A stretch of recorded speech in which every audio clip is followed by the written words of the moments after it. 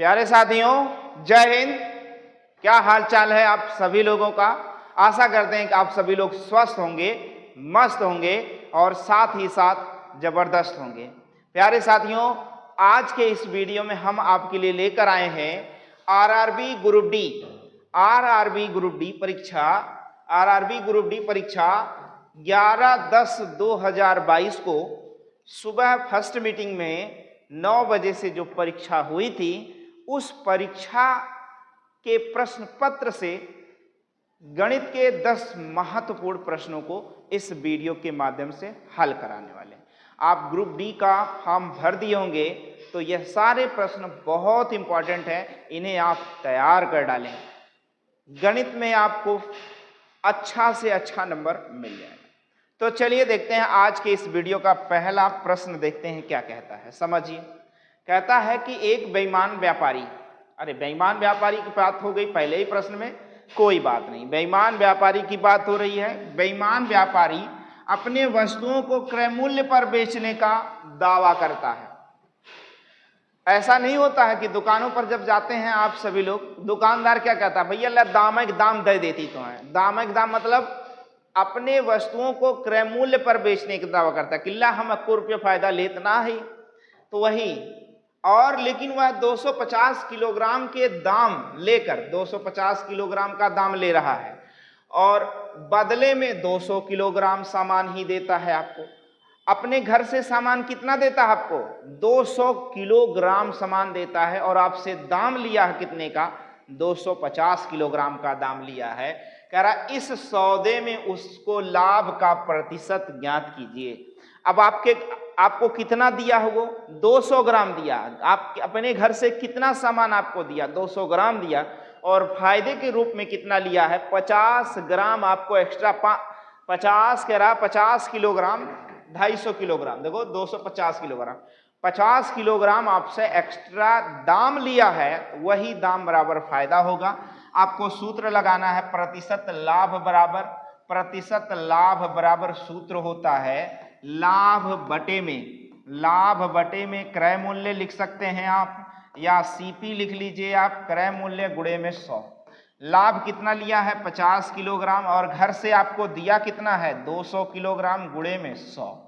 अब देखोगे तो 0 से 0 कट जाएगा, या आप ऐसे कह सकते हो 2 0 से 2 0 गया, 2 25 में 50, यानी कितने प्रतिशत का फायदा हो गया है, 25% का फायदा हो रहा है।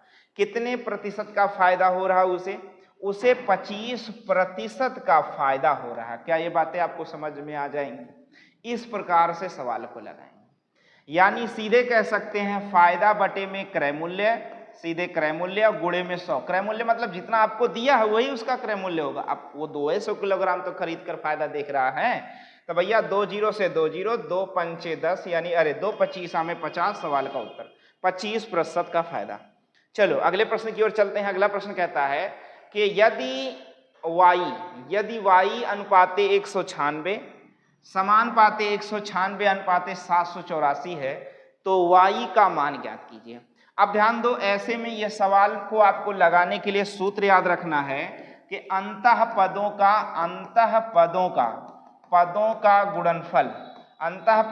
गुणनफल बराबर बाह्य पदों का गुणनफल। क्या, बाह्य पदों का गुणनफल आपको याद रखना है। यह आपको अगर याद है तो यह सवाल आपका सेकंडों में बन जाएगा। अंतः पदों का गुणनफल यानी 196 गुणे में 196 बराबर में बाह्य पदों का गुणनफल यानी 784 गुणे में y 700। और आपको क्या पूछा है, y का मान पूछा, तो 784 को बटे में कर दोगे, 784 ट्रांसफर हो जाएगा और सवाल का उत्तर आ जाएगा। अब देखो 196 चौका, भाई 19 चौक 76 यानी 760 होगा, और 6 चौके 24 यानी कट जाएगा। फिर 4 चौके 16, 3 19, 4 9 36, यानी y का मान अगर आप देखना चाहते हो तो y का मान होगा 49 यानी 49, यानी ऑप्शन नंबर 2 सवाल का उत्तर हो जाएगा। बातें समझ में आ जाएंगी ना? तो चलिए अगले प्रश्न की ओर चलते हैं। अगला प्रश्न भी कुछ ऐसा ही है, बिल्कुल ऐसा ही है, लेकिन आपको सूत्र याद हो गया होगा।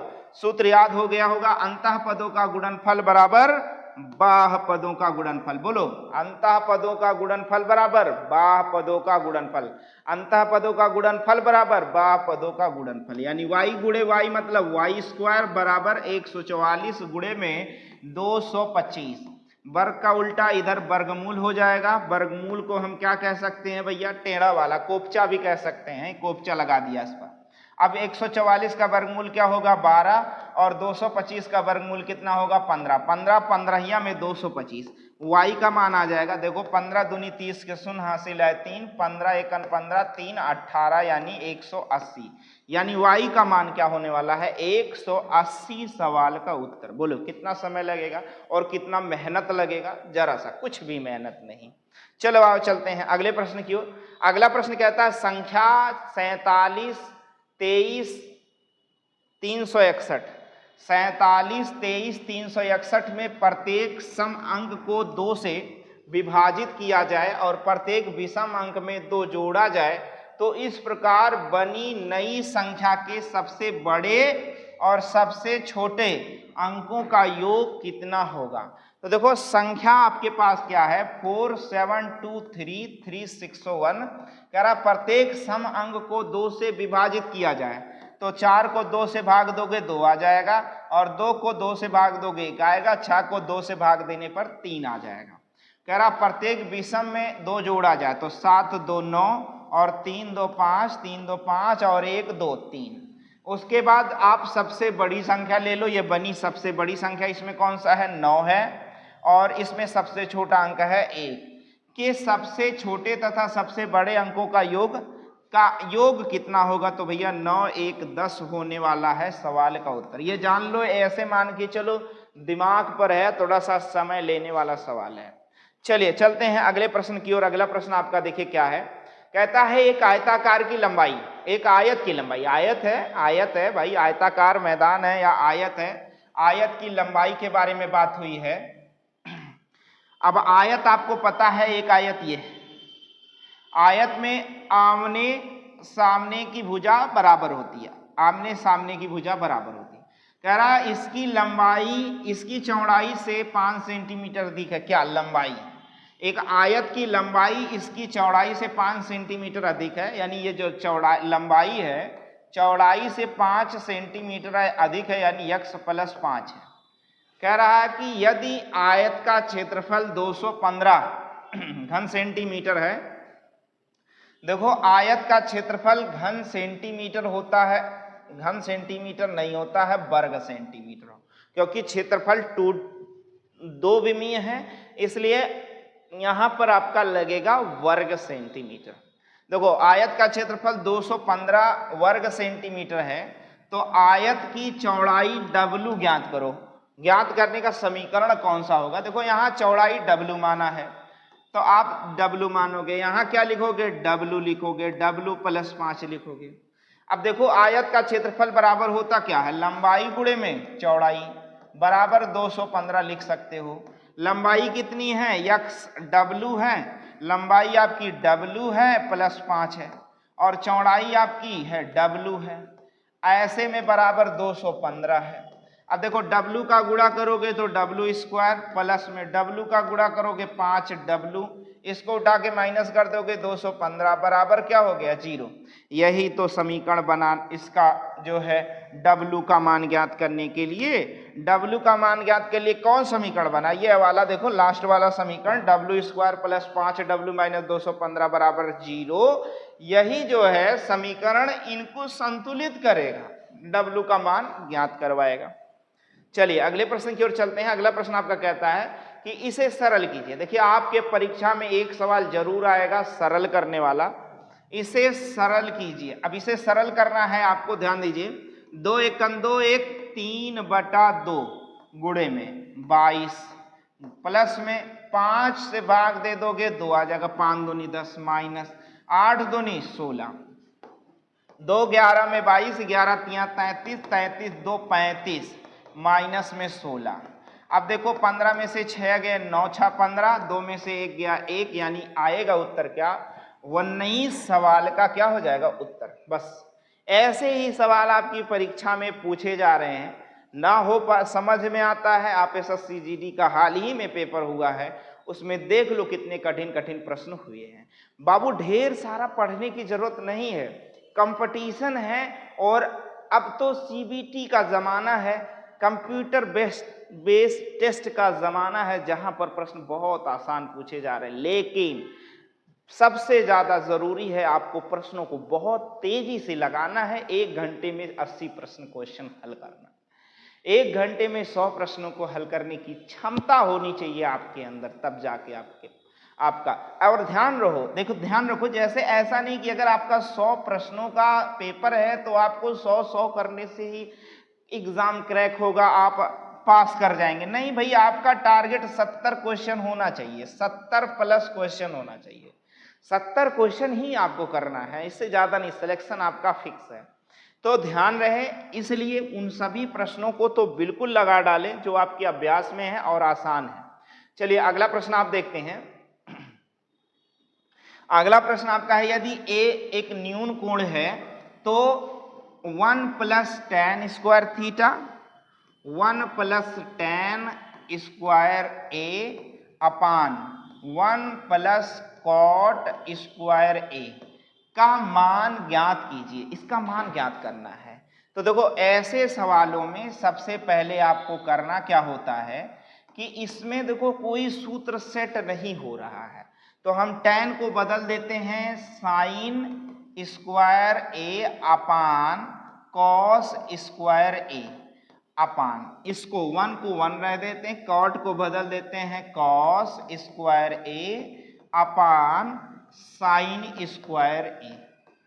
अब देखो यहां पर आप एलसीएम ले लेना, हर का एलसीएम यानी cos स्क्वायर ए एलसीएम हो गया। अब देखो 1 से कट जाएगा, 1 से cos स्क्वायर ए बार जाएगा, यानी cos स्क्वायर ए लिखते हैं, आपको दिखता है cos 2a दिख रहा है। अब देखो 1 से इतनी बार जाएगा, इसका गुणा हो जाएगा cos स्क्वायर ए, प्लस में cos से cos कट गया, रह गया sin स्क्वायर ए, अपान में फिर से एक बार इनमें भी एलसीएम आपको लेना है। यहां पर एलसीएम क्या बनेगा, sin स्क्वायर ए। अब देखो 1 से 1 बार जाएगा, यानी ऊपर sin स्क्वायर ए हो जाएगा, प्लस में क्या हो जाएगा, sin से sin कट जाएगा, cos स्क्वायर ए आ जाएगा। अब आप ऐसे कह सकते हैं कि ऊपर sin square cos square A plus sin square A, नीचे भी cos square plus sin square A cut गया, या फिर cos sin square theta plus cos square theta बराबर 1 होता है, चाहे ऊपर 1 समझ लेना। अब देखो बचा क्या, 1 अपान cos स्क्वायर ए बचा, और इसके बटे के बटे में क्या है, 1 अपान sin स्क्वायर ए, तीसरे में लिख देंगे sin स्क्वायर ए बटे में 1 लिख दे। अब ये बताओ कि साइन इसमें गुणा होगा, कॉस इसमें गुणा होगा, तो होगा क्या, साइन स्क्वायर ए बटे में कॉस स्क्वायर ए, और साइन बटे कॉस होता है टैन, यानी टैन स्क्वायर ए। सवाल का उत्तर हो गया। आपको यदि समझ में आता तो यहीं से सवाल का उत्तर हो जाता, जैसे बदलते तुरंत है। लेकिन बात तो समझ में आनी चाहिए, और एग्जाम हॉल में बैठने के बाद ये सभी प्रश्न थोड़े कठिन हो जाते हैं, क्योंकि प्रेशर होता है, और ये सब प्रश्न बहुत आसान है। चलिए चलते हैं अगले प्रश्न की ओर। अगला प्रश्न आपका कहता है कि इन्हें सरल कीजिए। देखिए क्या कह रहा है, इन्हें सरल कीजिए। सरल करना है तो देखो, ये घात ऐसे लिखा, Y square X to the power 4 into में Y square X to the power -4। अब आप देखो यहां लिखा वाई स्क्वायर गुणे में, अरे Y square X to the power 4, तो ध्यान रहे, और इसके बटे में इसे हम कर सकते हैं Y square X to the power में क्या हो गया 4, ये भी 4 है, 4, और ये बटे में जाएगा तो +4 हो जाएगा। क्या बातें समझ में आई? अब देखो ऊपर और नीचे सेम सेम है, इसलिए अगर सेम सेम है तो ये कट गया और 1 आ गया उत्तर, यानी इस दिए गए प्रश्न का उत्तर क्या होगा 1। जहां कह रहा है x is not equal to 0 और y is not equal to 0, ना तो x का मान 0 है और ना ही y का मान 0 है, तो मैंने कहा 0 किया है, इसको ऐसे रहने दिया, इसको बटे में कर दिया, यहाँ माइनस है तो यहाँ क्या हो जाएगा, प्लस हो जाएगा, और यह दोनों आपस में एक दूसरे से क्या हो जाएंगे, खलास, खलास तो होंगे लेकिन 1 दे जाएगा, ना कि 0। काफी लोग समझ जाते हैं 0 हो जाएगा, जैसे उत्तर गलत हो जाता है। चलिए अगले प्रश्न की ओर चलते हैं। अगला प्रश्न आपका कहता है कि एक कैप्सूल 3.5 मिलीमीटर व्यास के गोले के आकार का है। कैप्सूल को भरने के लिए आवश्यक दवा की मात्रा ज्ञात कीजिए। मिलीमीटर क्यूब में पाई का मान 22/7 का उपयोग करें और अपना उत्तर दशमलव के 2 स्थान तक लिखें। मतलब आपको उत्तर दशमलव के 2 स्थान तक देना है और पाई का मान 22/7 का प्रयोग करना है। तो चलिए मैं आपको बताऊं, जो कैप्सूल है वो गोलाकार है, उसमें 3.3 मिलीमीटर व्यास का है। व्यास मतलब सबसे बड़ी जीवा या त्रिज्या का दुगना, तो त्रिज्या बराबर क्या हो जाएगा, 3.5/2 मिलीमीटर हो जाएगा। समझ गए ना। अब देखो सवाल में कहा कि उसमें कितनी दवा भरी जा सकती है, यानी इस कैप्सूल का आयतन बताना है। तो आयतन बराबर होता क्या है बताओ जल्दी से। आयतन बराबर 4/3 पाई आर क्यूब।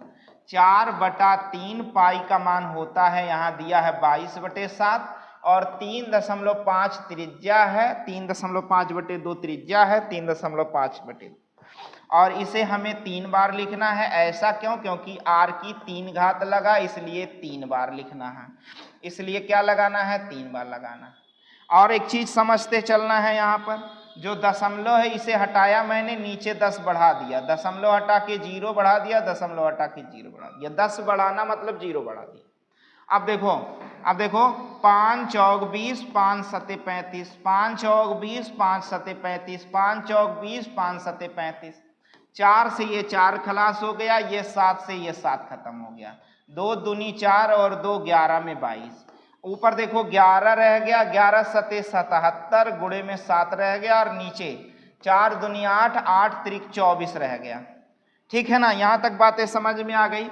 अब देखो 7 सते 49 के 9 और 7 सते 49, 49 4 53 और बटे में 24।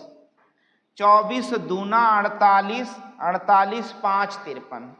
24 दूना 48, 5 53, 5 मतलब 59। फिर 24 दूना 48, 48 और 48 कितना हो जाएगा भैया, 11 59। 11 मतलब 110। 24 पंचे 120 होता है, तो 24 चौका, यानी देखो 22.4 करके सवाल का उत्तर आएगा। लेकिन भैया 22.4 तो सारे ऑप्शन हैं, तब तो आपको भाग करना पड़ेगा। अब वहां पर आप पहुंच गए थे 110 में, आपने जब 24 से भाग दिया तो 24 चौका होता है भैया 96। 24 चौका 96, 22.4 हो गया था। 24 चौका 96, बचेगा कितना देखो 4 और यहाँ क्या बचेगा 1 दशमलव फिर 0। अब बताओ 24 पंचे 120, 5 बार जाएगा, 5 बार जाएगा, यानी 22 दशमलव। अब देखो अब हम बात करें दशमलव के 2 स्थान तक बताना है। 22.141 नहीं, 22.43 नहीं, ये तब सवाल का उत्तर होगा 22.46, क्योंकि इसके बाद की भी संख्या देखेंगे और उसको काट कर इसे क्या बना लेंगे, 6 बना लेंगे। क्या ये बात समझ गए ना, बस इतना है। ये देखो कैलकुलेशन थोड़ा सा ज्यादा है, बाकी यदि आपको सूत्र याद है, दिए गए प्रश्न का यदि आपको सूत्र याद है, अगर ये सूत्र आपको याद है तो सवाल तो बिल्कुल लगना बनेगा, लगेगा, पक्का लगेगा, सवाल लगेगा। चलो चलते हैं अगले प्रश्न की ओर। अगला प्रश्न आपका कहता है कि निम्नांकित ग्राफ में विभिन्न महीनों के दौरान एक परिवार के व्यय को दर्शाया गया है और ग्राफ का अध्ययन करें और पूछे गए प्रश्न का उत्तर दें। ग्राफ का अध्ययन करें और पूछे गए प्रश्न का उत्तर दें। और ग्राफ कह रहा है कि ये ग्राफ आपके पास अप्रैल मई जून अगस्त सितंबर अक्टूबर, अप्रैल मई जून अगस्त सितंबर अक्टूबर यानी जुलाई को छोड़ दिया है, कि कुल व्यय का औसत 1000 में लगभग कितना है। यानी इनका जो कुल व्यय है यानी कितना भैया, 35 40 35 40 45 45 45 45 और 45 45 35 40 45 45 45 और क्या है 25 है। ठीक, देखो 5 5 10 5 15 5 20 5 25 के 5 हासिल आए 2, 4 4 8 4 12 4 16 16 4 20 20 3 23 और भाग किससे करना है 1 2 3 4 5 6 से। ऐसा क्यों हो रहा है? ऐसा होता क्या है कि योग बटे में क्या होता है संख्या, योग बटे में क्या होता है संख्या। 6 से भाग दे दो, 6 दूनी 12 6 त्रिक 18 6 त्रिक 18 18 और 5 55 6 नवा 54 यानी समथिंग 39। अब देखो लगभग में पूछा भी था तो 39 आपको बताना भी है। 39 बताना है कि नहीं बताना है? लगभग में बताना तो 39,000 क्या दिया है 1000, 39,000 लगभग क्या रहा उसका व्यय रहा। समझ में आ जाएगा ना? यहां तक बातें समझ में आ गई हैं। इसके बाद आपके दिए गए प्रश्नों के सभी उत्तर रहे 22.46 1 10 19 10 180 49 25 और 39 बातें समझ में आ जाएंगी ना? तो इस स्लाइड में 10 महत्वपूर्ण प्रश्नों को मैंने हल करवाया है जो आपके परीक्षा ग्रुप डी में पूछा गया है। और देखो भैया वैकेंसी तो बहुत कम आती है, 2-2 3-3 साल बीत जाती है, इसलिए तन मन धन से लग जाओ, मेहनत कर लो। अभी आपका होली का समय गया क्योंकि होली निकल गई। अगली होली आपको बहुत अच्छे से मनाने के लिए एक सिलेक्शन बहुत जरूरी है, क्योंकि पैसा जब तक नहीं आपके पास नहीं है, यानी इनकम का स्रोत नहीं आपका, आपकी जिंदगी बहुत अच्छे से नहीं चल पाएगी। इसलिए तन मन धन से लग जाओ और एक सीट पक्की कर लो अपनी। किसी भी वैकेंसी की बात मैं करता हूं, ये नहीं कि ग्रुप डी की ही, क्योंकि ग्रुप डी आप कर लेंगे सरकारी नौकरी हो जाएगी तो बहुत अच्छा है, वेतन आपको मिलने लगेगा, जीवन अच्छे से चलने लगेगा। वरना इतने कंपटीशन है इस जीवन में, जिस क्षेत्र में जाए उस क्षेत्र में कंपटीशन ही कंपटीशन। इसलिए मैं कहता हूं कि तन मन धन से लग जाओ और जो भी पढ़ाया जा रहा है उसे मन से पढ़ डालो। एक बार अपने आप को निखारने का मौका दे दो, मेहनत कर लो, जी तोड़ मेहनत कर लो और सिलेक्शन पा जाओ। आशा करते हैं कि इस वीडियो में बताए गए सभी प्रश्न आपको समझ में आ रहे होंगे, अच्छे लग रहे हों तो लाइक शेयर सब्सक्राइब करना बिल्कुल ना भूलें। साथ ही साथ बेल आइकन यानी घंटा भी दबाएं, जिससे हमारा मनोबल बढ़ता है और साथ ही साथ हमारे अगले वीडियो का नोटिफिकेशन भी आप तक समय से पहुंचता है। मिलते हैं आपसे अगले वीडियो में, तब तक के लिए जय हिंद।